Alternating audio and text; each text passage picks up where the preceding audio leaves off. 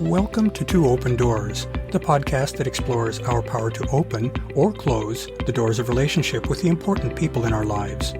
We hope you'll learn from and share your wisdom with our community. Thanks for joining us.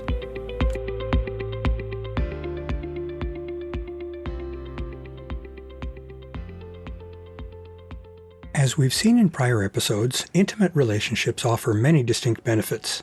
That makes it important for us to determine what our relationship goals are for each of our close connections.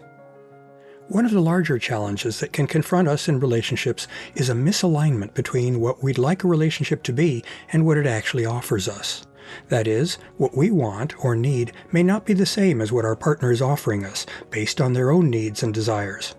Such a mismatch can have grave consequences for the relationship, ranging up to and including the loss of that connection. In this episode, we'll explore this potential conflict, as well as how we can navigate it to maintain healthy and mutually satisfying intimate relationships. As we've discussed in prior episodes, there are many different things that people can seek in their intimate relationships. On the physical plane, they may desire touch, that is, sensual connection, or sexual opportunities. Mentally, they may seek companionship and the varied interactions that go with that.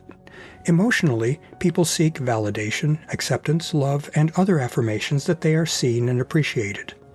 On a spiritual plane, some seek a sense of communion and transcendence, through which they and their partners feel part of something greater than themselves. Of course, any relationship is likely to have the capacity to satisfy several of these possible goals. Each relationship is different, so each brings unique value. That's why it's healthy for even those who are in deeply committed relationships to also maintain other connections, such as satisfying friendships. That's also why those who maintain polyamorous relationships look to each relationship for different things, perhaps deep emotional connection and a sense of security in a primary or anchor relationship extended by one or more valued but less deeply vested other intimate relationships. Those who practice polyamory have chosen not to rely on or burden any one partner with the expectation of satisfying all of that person's needs and desires for relationship satisfaction, in contrast with monogamous relationships. Monogamy and polyamory are different strategies for addressing one's relationship goals, and both present valid choices for a given individual. Once we realize the many things that relationships have to offer us, we need to decide what we seek from each of our close relationships. After all, our time and energy are finite, so it's important to know where we want to put our limited resources and what we hope to have others contribute to our life. Making these difficult choices requires that we know ourselves well. If we don't, we stand a good chance of establishing connections that don't satisfy our true needs, or which even distract us from the things that truly bring us satisfaction. Such a course can leave us feeling empty, frustrated, or even heartbroken at pursuing a connection that is unsatisfying or unreciprocated. For better or for worse, self-knowledge can take us only so far. It helps us set fruitful relationship goals for ourselves, but it offers no control over our success in fulfilling those goals. Some goals, such as a potential for a deep and lasting connection, are inherently much harder to satisfy than are others, such as simpler friendships. The heart wants what the heart wants, but setting unrealistic relationship goals can be a path to ongoing frustration. Relationships are complicated and multidimensional, so finding a possible connection in which the partner's desires are well aligned involves luck as well as patience, open-mindedness, and a willingness to invest in a relationship. The probability of finding such a well-aligned match may not be high. It's a game of numbers. Knowing what we seek in an intimate relationship prepares us for assessing each new possible connection. Even with that knowledge, though, we may or may not be a good judge of what a relationship can realistically deliver. When we're under the influence of strong emotions, such as in the excitement of meeting an intriguing new person, that is, experiencing NRE or new relationship energy, or when facing our own pent-up thirst for connection, we may not be able to objectively gauge relationship possibilities. We may see what we want to see, rather than what's there. More subtly, we may see things in a new person that potentially ring alarm bells for us, but we may choose to turn a blind eye, or assume that we can change that in future. In proceeding, despite such warning signs, we may end up building a relationship on a foundation of sand, as many a failed committed relationship can attest. Difficult as it is, it's important to do one's best to optimistically but realistically assess the potential for a new relationship early on. That's a lot easier to do before one becomes significantly invested in a relationship. It's also a lot less painful. When two people want the same thing from their relationship, wonderful things can happen. Such a situation is a win-win. Both partners receive what they're looking for. Each partner provides what the other needs, so energy flows in both directions through the relationship, preventing either partner from feeling depleted or taken advantage of. Being in a well-aligned relationship is no guarantee that the partners will not experience conflict or difference. In fact, it can be argued that one of the important aspects of being in a well-functioning relationship is that it provides a caring crucible in which each partner can encounter and strive to address their shadow.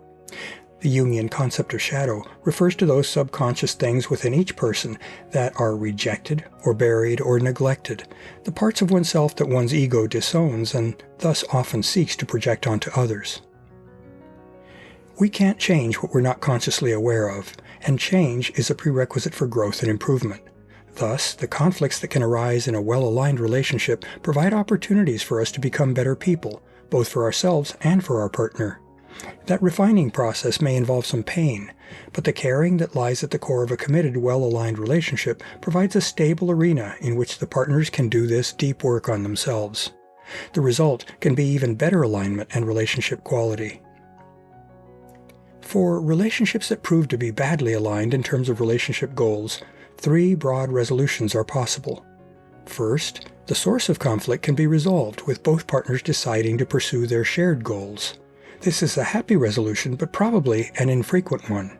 In many or most cases of conflict, one or both partners are so wedded to getting what they want that they are unwilling to entertain making changes or concessions. That can result in checkmate for the relationship. Second, the conflict can also be resolved if one or both partners become so dissatisfied with the conflicting goals that they choose to terminate the relationship. That can be a source of heartbreak for one or both, but from a long-term perspective, it frees the partners to pursue other, perhaps better-fitting relationships, and it also, at least eventually, removes the partners from their ongoing pain and conflict. Such a choice requires grieving and then healing. And third, the partners can choose to avoid making any significant changes to their relationship, be it staying and coming together or leaving. In many respects, if that situation persists for a long time, it's the worst possible resolution.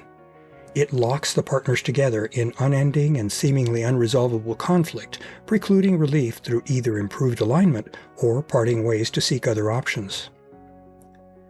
We humans are built in such a way that we put more emphasis on avoidance of pain than we do on the pursuit of promising opportunities. Because of that, when we conclude that we want something different from our relationship than does our intimate partner, we tend to try to keep what we have rather than risk the pain of losing a valued relationship. Such a choice locks us into the third of the discrepancy resolution scenarios that we identified, maintaining the status quo, whose ongoing pain and conflict seems less threatening than does the pain of potential breakup or relationship change. Faith in the possibility of a better future, shared with a better aligned partner, can help us break free from remaining trapped in the amber of a poorly aligned current intimate connection. It takes courage and compassion for us and for our current partner to choose such a path. That seems preferable and kinder, though, than remaining in a relationship that may not be providing the essential nutrients that we or our current partner need. To learn more about Two Open Doors and to engage with our community, I'd like to invite you to visit the Two Open Doors private Facebook group for posts and discussion, and the Two Open Doors meetup group for events. I also invite you to contact me directly by writing to me at Claude, C-L-A-U-D-E, at twoopendoors.com. I'd love to hear from you, and I'll use your inputs to guide my work on future blog posts and podcast episodes. Thanks for visiting Two Open Doors.